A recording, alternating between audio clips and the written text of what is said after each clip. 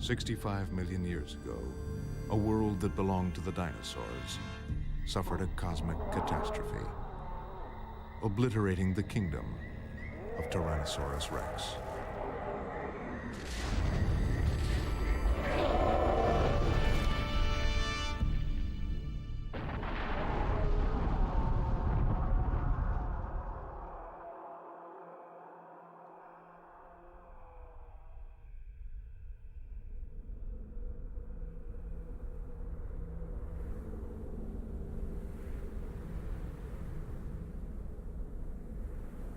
For 65 million years, the bones of the last king of the dinosaurs lay hidden. Then, at the turn of the 20th century, scientists began to coax the first fragments from the badlands of western North America. It stood 18 feet tall, 40 feet from head to tail. Today, the bones of Tyrannosaurus rex allow us to encounter the greatest meat-eating machine of the prehistoric world.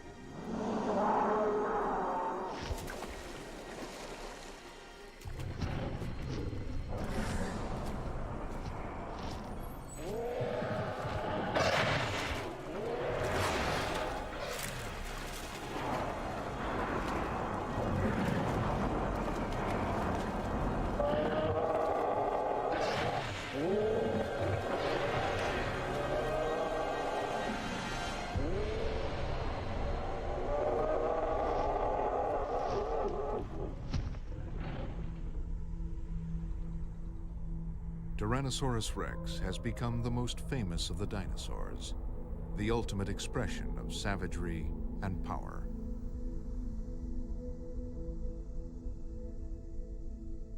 For paleontologists like Phil Curry, who scour the boneyards of the North American Badlands in search of the real T-Rex, a close encounter is a rare and thrilling event. The thing that allows Tyrannosaurus to be preserved in this part of the world is the fact that they were living on a coastal lowland, and there was a tremendous amount of sediment coming in from the mountains that were rising to the west at that time. So there were large rivers running across the coastal lowland, and if the Tyrannosaurus body happened to fall in the water, then it had a very good chance of being buried complete. And fast burial is one of the most critical factors in terms of preserving an animal that large.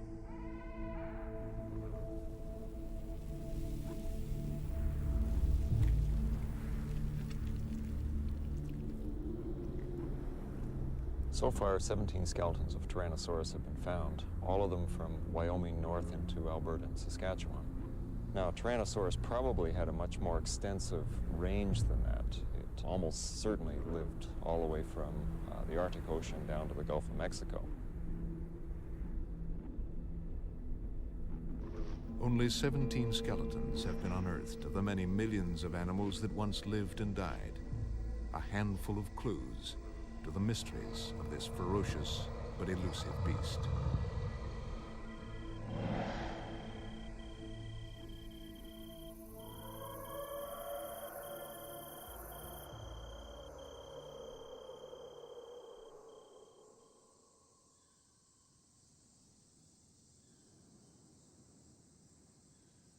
The existence of the king of the dinosaurs was unknown until 1902, when a former Kansas farm boy named Barnum Brown, hunting dinosaurs for the American Museum of Natural History, discovered its remains.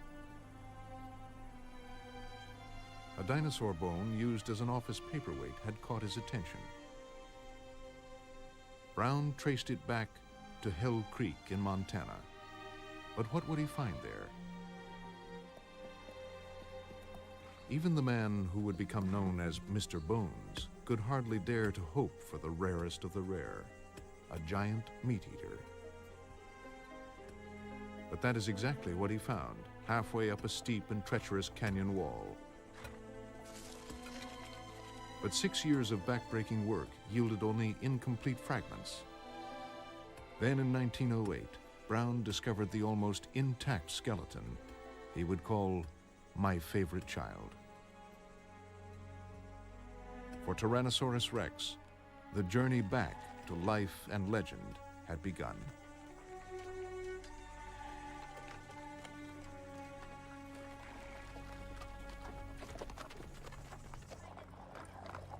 Back at the museum in New York, Brown's boss, Henry Fairfield Osborn, was eager to show the world the animal he named Tyrannosaurus rex.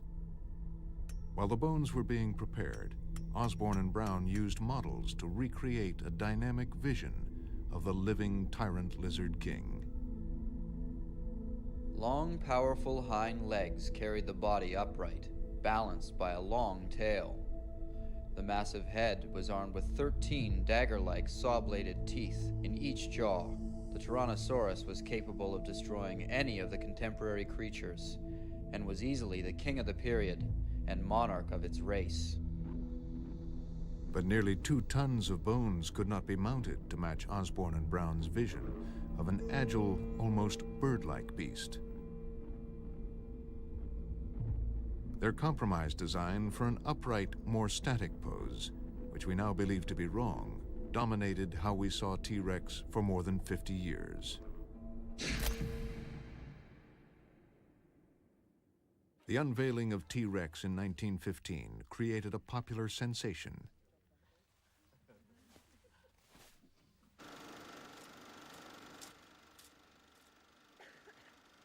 The upright T-Rex became the horror movie superstar of a new age of dinosaurs.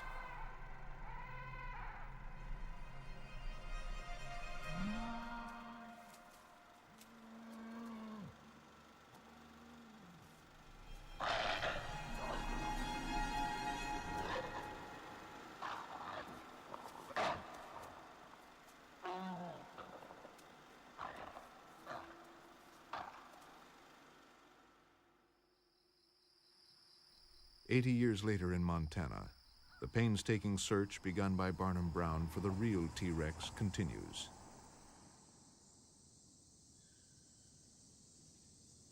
Bill Gartzka and his team are unearthing the first fragments of what he believes is a new and important skeleton. This was the first piece of bone that I picked up at the site. This is distal end of fibula, small bone of the leg.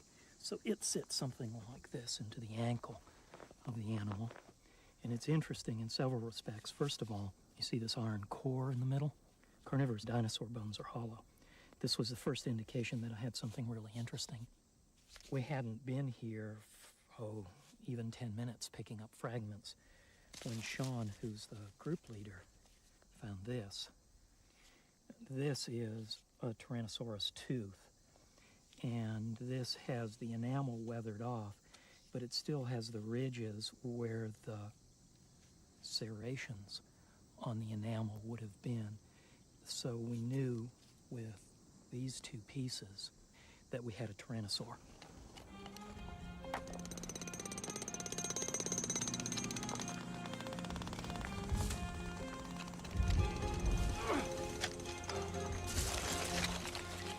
Even with modern power tools, dinosaur hunting in 100-degree temperatures is backbreaking work, yet so delicate that removing an entire skeleton can take years.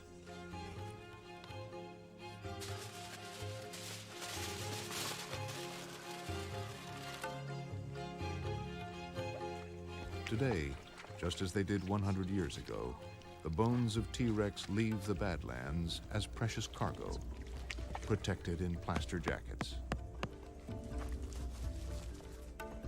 Okay. All right, I'm good. I got it.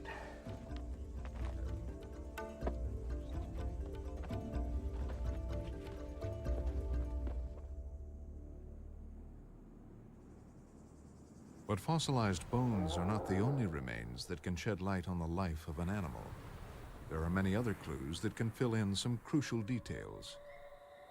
My concern is the world of T-Rex. What plants did it live with? What sort of foliage hid it while it stalked its prey? What had happened is the flowering plants appeared early in the Cretaceous period, and by the time of Tyrannosaurus rex, they were dominating the world's ecosystems. We find in North Dakota that 90% of our fossil leaves, and we now have over 30,000 fossil leaves collected, over 90% of those fossil leaves are broad-leafed flowering plant leaves. What you see are here broad-leafed relatives of the laurel and cinnamon, relatives, two-lobed relatives of magnolia, relatives of the modern sycamore, relatives of the modern elm. There's still a few conifers around in the time of Tyrannosaurus rex, the bald cypress and its relatives. So the look of the place was similar to, say, perhaps Florida or southern Georgia, where you have relatively small trees, maybe 30, 40, 50 feet tall, trunks no more than maybe a foot in diameter.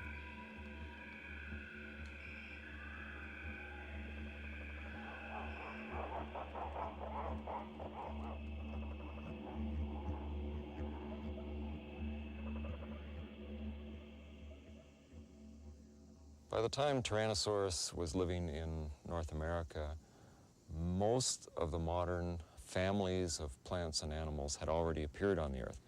Consequently, the world that Tyrannosaurus lived in may not have been as foreign as we think it is. In fact, we can almost go to parts of the world today and see representatives of those animals and plants still alive today. And you would have crocodiles and turtles and lizards and snakes and all these things. They would have been very familiar to us today. The difference would have been that the large animals, which today are large mammals, at that time would have been dinosaurs.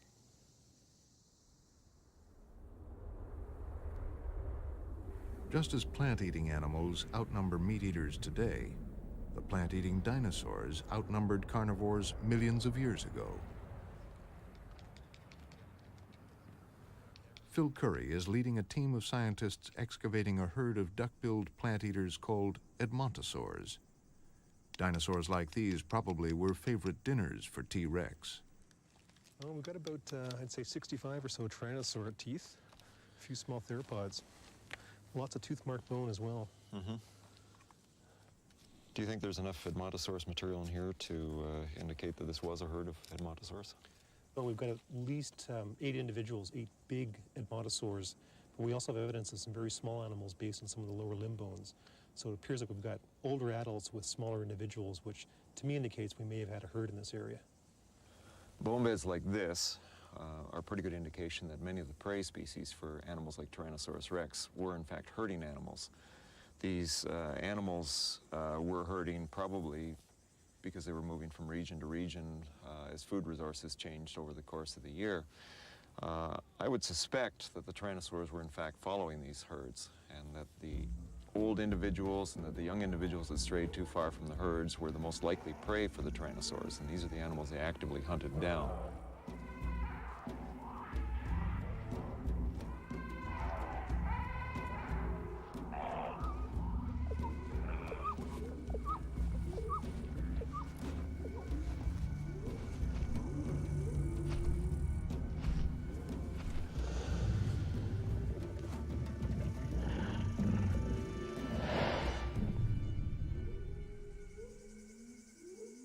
The discoveries of the past century have made Tyrannosaurus rex one of the most famous and the most fearsome of nature's creations.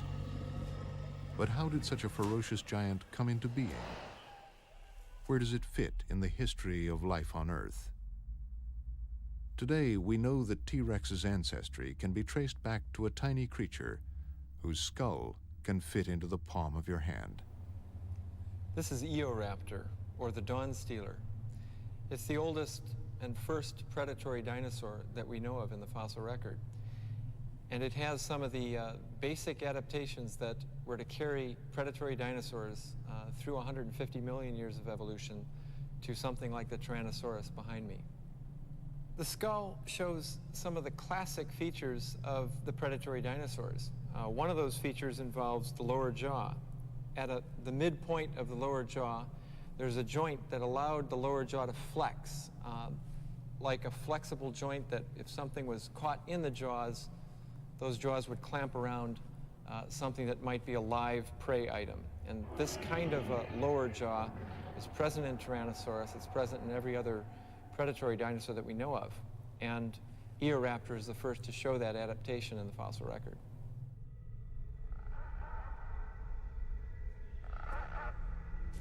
The body plan road-tested in Eoraptor became an evolutionary bestseller. Even today's birds, themselves thought to be modified dinosaurs, owe much of their design to these long-tailed ancestors. But how did T-Rex evolve from the size of a small dog into a 40-foot giant? For decades, many scientists thought it had to be descended from other giant predators like this Allosaurus, the last in a line of ever larger, ever toothier dinosaurs. This was the supercarnosaur hypothesis. It may have seemed obvious, but it was wrong.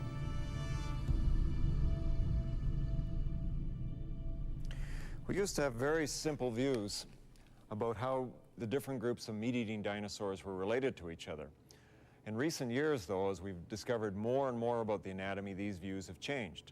Tyrannosaurus at one time was considered to be a carnosaur, that is, one of the large meat-eating forms, and by its size, it was related to animals like Allosaurus.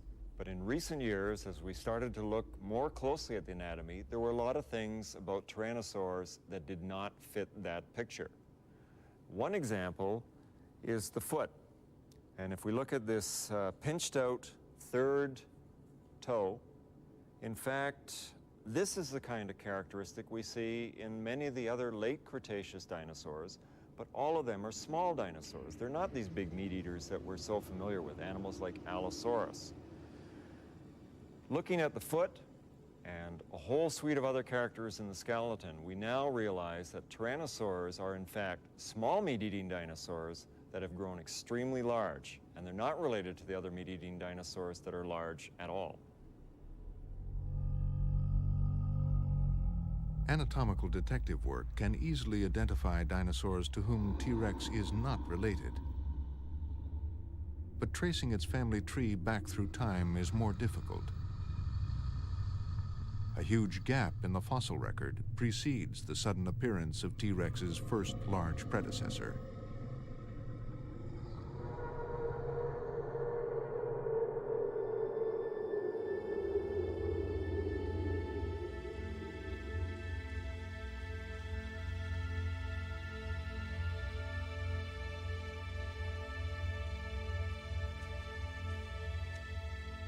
But recently, some of the missing clues have been found 4,000 feet up in the mountains of Alberta, Canada, on a prehistoric beach frozen in time, thrust on its side over millions of years.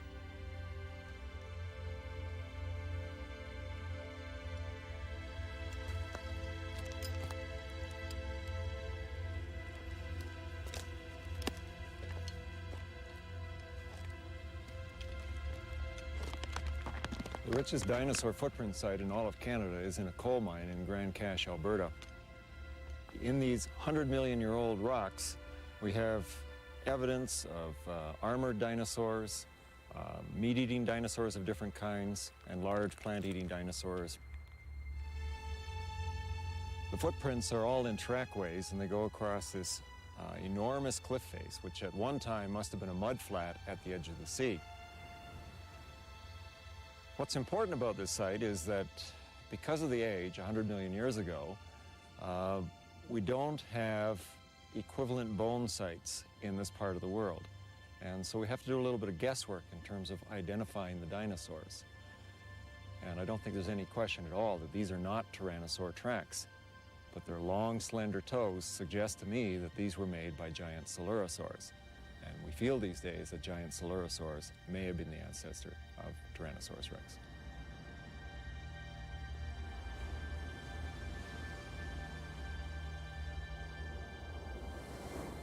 The Coelurosaur was a turning point in the evolution of Tyrannosaurus rex. Unlike other small predators of its time, it used its jaws rather than its front limbs for killing its victims.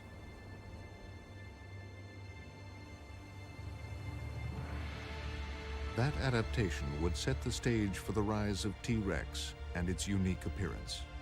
The earliest of the Tyrannosaur family is called Electrosaurus. It is a long, slender animal with relatively long front limbs. By the time Albertosaurus evolved, its head was larger and its front limbs shorter. There were certainly many species of tyrannosaurs. We, at present, know of more than half a dozen species. The earliest fossil record of Albertosaurus is about 80 million years old. This animal, in its external features, really isn't all that different from Tyrannosaurus rex, but when you start looking at specific characteristics, there are features which suggest it is more primitive than Tyrannosaurus rex itself. But who was T. rex's closest relative? Opinion is divided between two candidates. One from North America, known as Daspletosaurus, and another from Asia, known as Tarbosaurus. Tarbosaurus is an animal that originally was called Tyrannosaurus as well. It has a number of differences, but when you start looking at other specifics, for example, the orientation of the back of the skull in relation to the neck, Tarbosaurus shows a lot of characters that suggest, to me at least, that it may be more closely related to Tyrannosaurus rex. But a recent find from Montana convinces Jack Horner of T. rex's American ancestry. Daspletosaurus is the animal that I believe, and some others also believe, was actually the predecessor of Tyrannosaurus rex. In other words, its ancestor. Tyrannosaurus rex was the descendant of Daspletosaurus. Tyrannosaurs, they have a big horn over top of their eye, and we see it very dominant in Tyrannosaurus rex. We see it less dominant in this particular animal that is related to Daspletosaurus, and even less so in the more primitive Daspletosaurus. The ancestry puzzle may take a long time to solve, but one trend is clear. As the Tyrannosaur family evolved, they not only grew larger, they changed to cope with their increased size. There are a lot of changes that are necessary if you're going to become a large animal. And this is particularly true when we're talking animals like the meat-eating dinosaurs, because essentially they were teeter-totters. They were animals where the front of the body was balanced by the tail on a fulcrum, which was at the hips. Now, in Tyrannosaurus's case, as it got bigger, the head became disproportionately larger, and that's to house all those very large, vicious-looking teeth. Consequently, we see a lot of specializations in Tyrannosaurus that are meant to bring the body weight down in front of the hips. The skull is a long, heavy skull, but many of the bones, in fact, are air-filled. The neck has been recurved, much more so than in earlier meat-eating dinosaurs, simply because by doing that, it could bring the head back closer to the hips and shift the center of gravity further back as well. Finally, and probably most conspicuously, if you look at the front limbs of tyrannosaurs, they've become also extremely short. They were relying on their head to do the killing. The limbs could be shortened up and would give it a great savings in weight on the front end of the body. And it was one more of the adaptations that Tyrannosaurus picked up.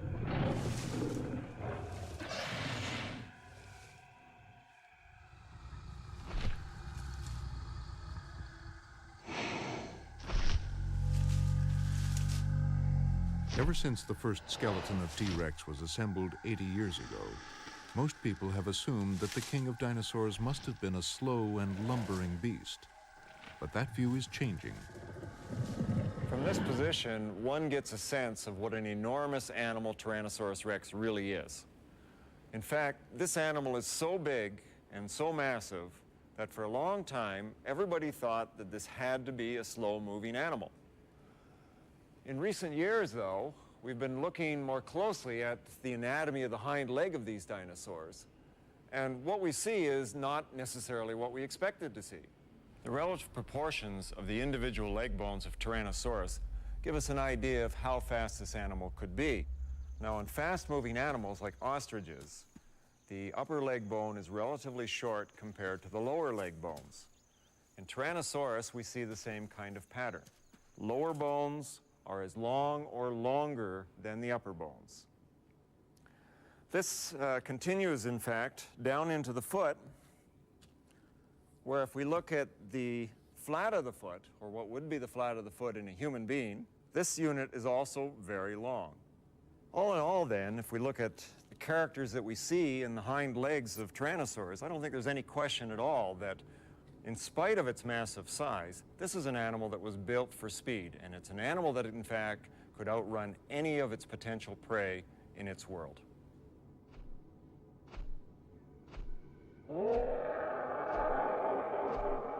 But Jack Horner has studied the same evidence and drawn the opposite conclusion. He is convinced that T-Rex was a walker, not a runner. If we look at the leg bones of a meat-eating dinosaur named Troodon, what we see is a thigh bone and a shin bone that have different lengths.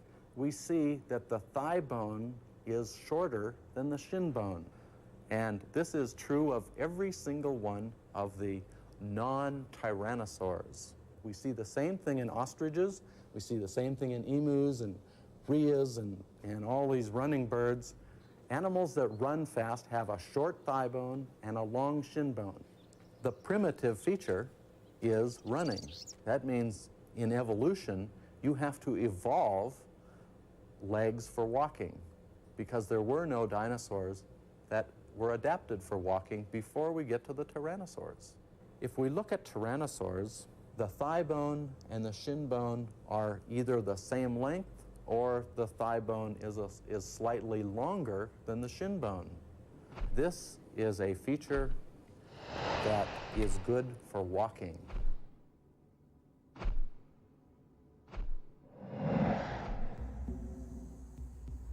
But the high plains of New Mexico may offer more direct evidence of exactly how fast T-Rex really moved.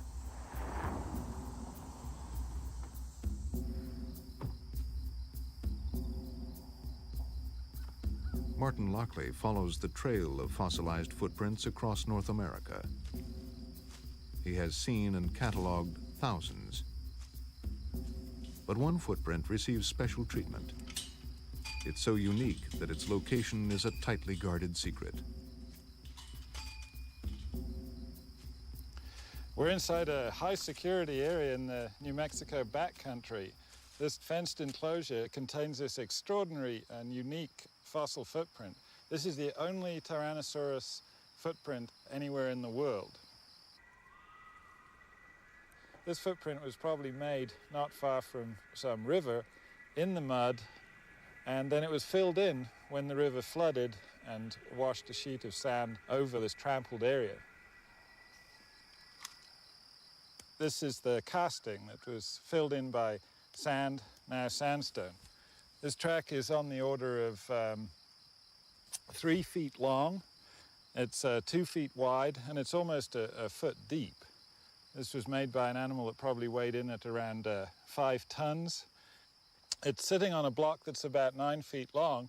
There isn't a second footprint in that space, so that this means a minimum step of about 9 feet. And if we calculate or estimate the speed of this animal, it was probably moving along at least 11 kilometers, something like 6 or 7 miles per hour, which is a pretty good clip. It would be a jog for a human being. The movements of modern birds can also shed light on how dinosaurs traveled. Jim Farlow studies Australian emus and their similarities to T-Rex. It would be nice to know what Tyrannosaurus was like as a living animal, but it's very inconveniently extinct. And if you want to get a picture of how it moved, what it might have been like when it was alive, it's helpful to look at modern animals that give us an approximation to something like Tyrannosaurus. And of such modern animals, I think the emu is about as good a model as one could hope to find. I suspect it's probably faster than Tyrannosaurus was. An emu in the wild can go, 50, maybe 60 kilometers an hour. Tyrannosaurus, obviously, we've no direct way of determining how fast it could go.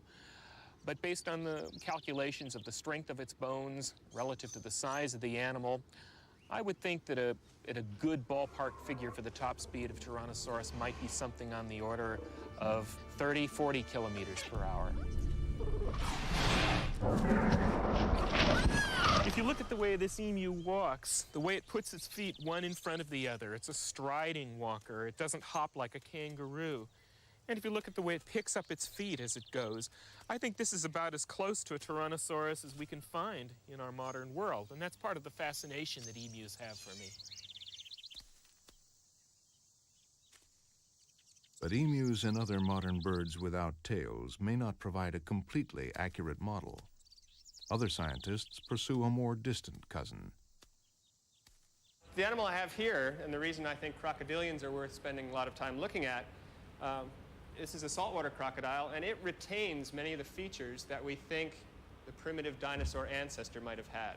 We know that birds and crocodilians are dinosaurs' closest living relatives, and so they're the logical place to look for information on how T-Rex worked. The muscle that I've spent a lot of time looking at originates from the side of the tail. As you can see, crocodilians have a long, heavy muscular tail. And along here where my fingers are is a large muscle that runs forward to attach onto the thigh bone, the femur. What we see in modern birds is that the tail itself has been reduced dramatically. Most of what we see in a bird tail is actually just feathers rather than muscle and bone. X-ray films prove that the presence or absence of a tail is a vital factor in the movement of an animal, be it bird, crocodilian, or dinosaur. What we're seeing in the X-ray films is that crocodilians and birds have very distinctive ways of moving their legs. The question was, which of those patterns can we apply back to a dinosaur like Tyrannosaurus?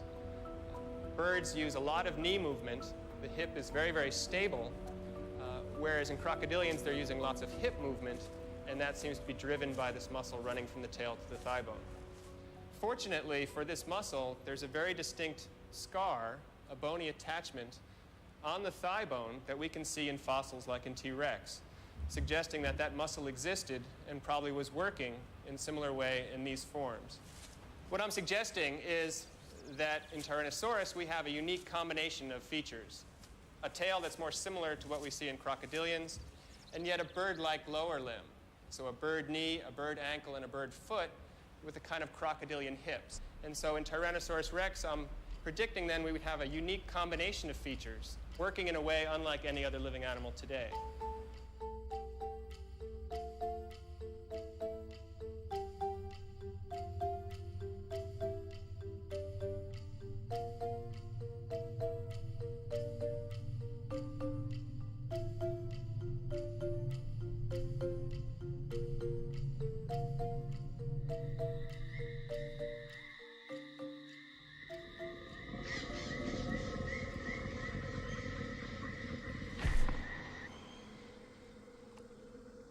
T-Rex was huge and its tail enormous, but it not only had to move, it had to mate.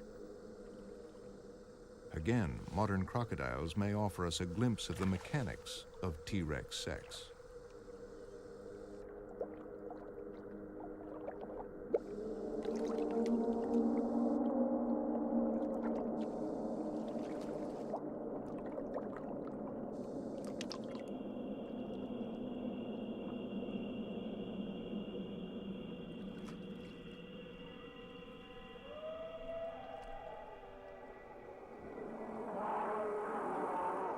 The examples of modern reptiles and birds, and a few rare fossils, suggest that T-Rex was a nesting animal and laid eggs.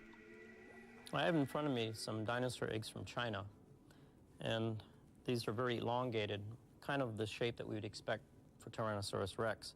To give you a feel for its size, I have here a chicken egg.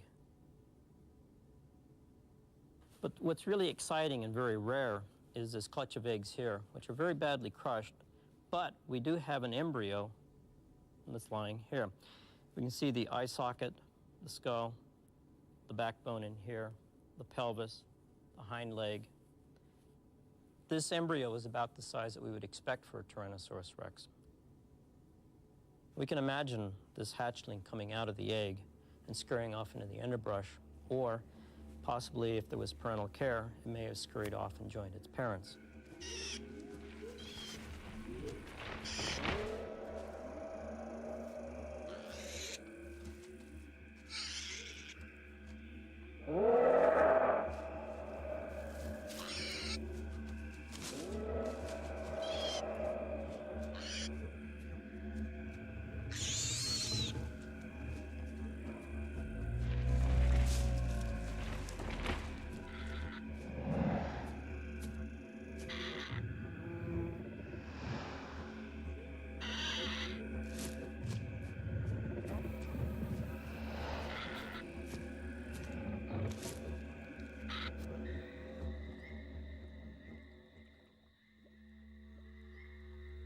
"65 million years ago, the Earth was ruled by the dinosaurs, and the dinosaurs were ruled by Tyrannosaurus rex, a hunter fast enough, big enough, powerful enough to catch and consume any prey. But one paleontologist dares to suggest T-Rex was not a killer, but a scavenger, a giant marauding vulture. There's a controversy right now, of which I seem to be one side of, and almost everyone else in paleontology seems to be at the other side of. And this has to do with Tyrannosaurus rex being a predator or a scavenger. A predator, we have to remember, is actually a hunter, and a scavenger is the kind of animal that only eats dead things. We look down upon scavenging. Tyrannosaurus rex, we hate to think about Tyrannosaurus rex as a scavenger. We'd rather think of it as a predator. Its name, the tyrant lizard king. You can't have a king that's a scavenger. A hunter should have big eyes. It should have good eyesight. And if we look at the brain case, or if we look at a T-Rex, the biggest lobe of the brain, the actual big openings in the brain, are for the sense of smell. And because we can actually carve out the area where the brain was, we can CAT scan it, we can do all sorts of things to it, we actually can make a model of what the brain would look like. We see the optic lobe is right here, it's very small, and the olfactory lobe is this huge thing at the front end of the brain. This is huge. This means that Tyrannosaurus had a very, very, very good sense of smell and not very good eyesight. This is contradictory to a hunter. This is what scavengers have.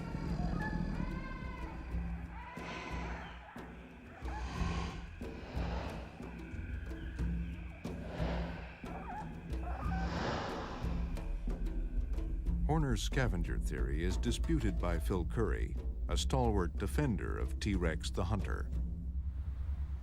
The skull of Tyrannosaurus is very narrow in the snout region, which allows the eyes to face forward, giving it stereoscopic vision.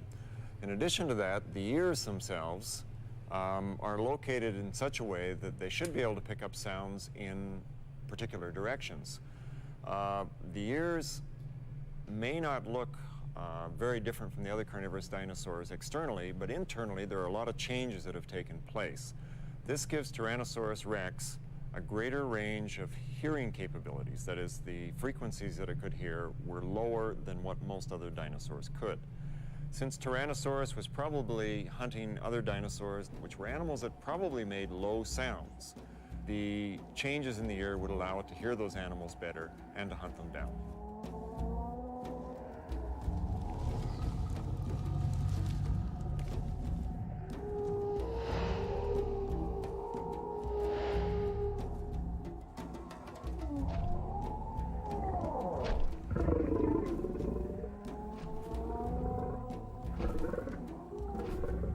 size of the tyrannosaur is advantageous for a scavenger. The bigger you are, the better chance you have of chasing away another animal that may have made a kill. Even the short little arms. A T-Rex doesn't have anything for grabbing, and we're bipedal. We know that if we're going to go out and catch a chicken, we don't want to have our hands tied behind us. All of the features that we see all suggest that Tyrannosaurus and the tyrannosaurs in general were scavengers.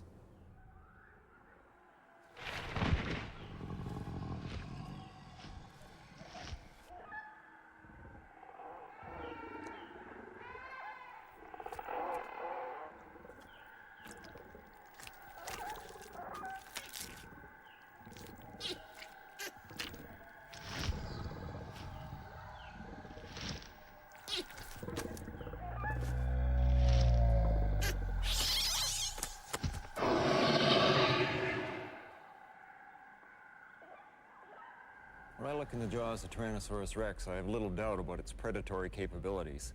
These are jaws that are meant to do some pretty nasty work.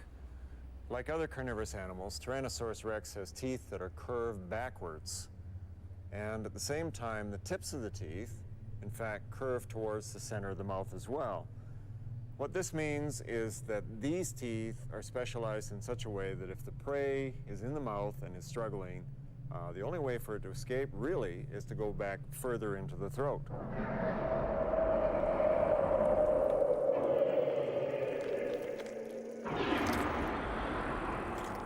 Because tyrannosaur teeth are so tall, they have to have a very deep root, and this gives them the strength so that the tooth is unlikely to break and also has the strength to puncture right through bone. And this is the reason that tyrannosaur jaws are so deep. Almost 2/3 the length of the tooth is in fact root. There are these very fine serrations that run down the front of the tooth and the back of the tooth. These serrations function as little hooks, and as the tooth is driven through the meat, the hooks hook the fibers of meat and take it between the serrations. And between the serrations you have razor-sharp edges that cut those fibers. Now, if we shift to the inside of the jaw, we can see that there are some very powerful muscle attachments here, going from the top down through this region, and this gives a muscle mass that fills in this whole area. These muscles allow the animal to close its jaws on very large animals and deliver a powerful bite very rapidly, and it would have no trouble at all cutting an animal such as myself in half in one single bite. We can say that Tyrannosaurus basically had a mouthful of steak knives. And if you have a mouthful of steak knives, obviously you eat steak, which is meat. We know that tyrannosaurs ate meat. We know that they ate dinosaurs because we have evidence. This is a piece of a fibula, a shin bone from a duck-billed dinosaur, and this shin bone actually has gouges, tooth marks, from being bitten by a tyrannosaur. And what's really interesting, it has a puncture mark in it, and in that puncture mark within the bone is actually the tip of a tyrannosaur tooth. So this is absolute proof that tyrannosaurs ate meat, that they ate other dinosaurs. But what it is not is evidence that the tyrannosaur killed this particular animal. But Ken Carpenter's forensic examination of another duckbill provides more compelling evidence that T-Rex was a powerful, if not always successful, predator. I've been involved in a bit of detective work with the skeleton, mostly centered around the damaged area in this part of the tail. If we look here, we'll see that part of this spine is missing. And it turns out that there's a very nice groove here that if I were to take a Tyrannosaurus tooth, we find that it fits very well in that groove. Most likely then that this part of the vertebrae was bitten off by a Tyrannosaurus rex that was attacking from the right rear. Now, interestingly, we have regrowth of bone around this spine as well as around some of the tooth puncture marks on these adjacent ones, indicating that this animal survived the attack. And the only animal that was big enough living at this time with jaws powerful enough to have sheared through this bone would have been a Tyrannosaurus rex. And I think it shows conclusively that Tyrannosaurus rex was a predator and not a scavenger as some have thought.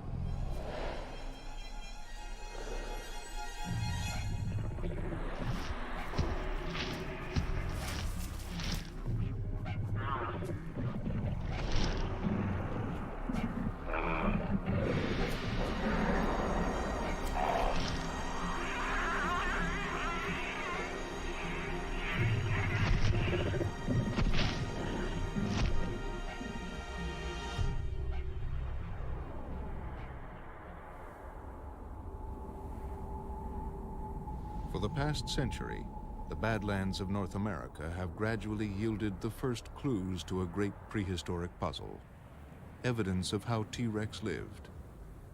Many scientists are now convinced they have also uncovered the reason it died.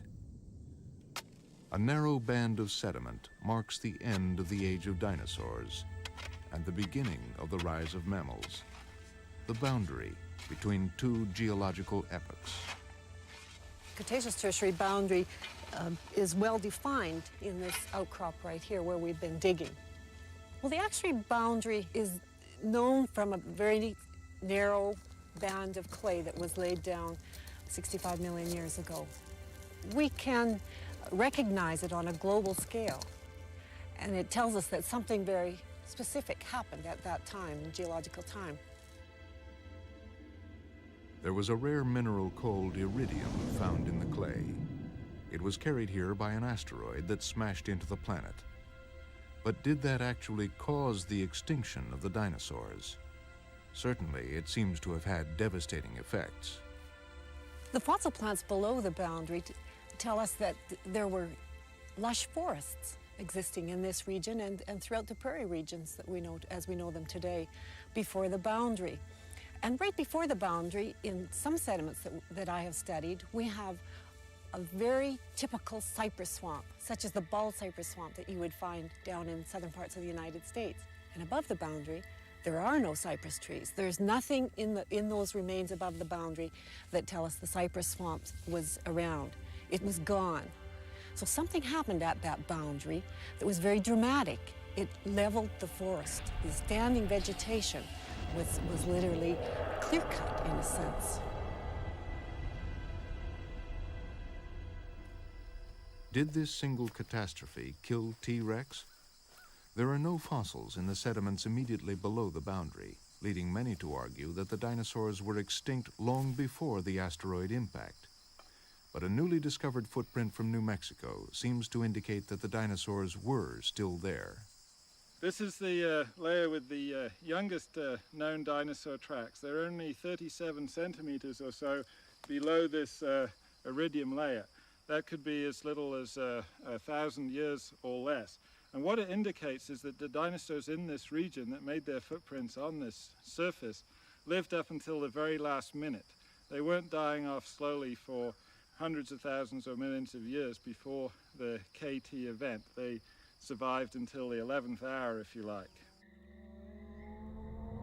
If Tyrannosaurus rex was around until the last moment, then it was witness to one of the most devastating events the world has ever seen. An environmental holocaust that not even the strongest of all the dinosaurs could survive.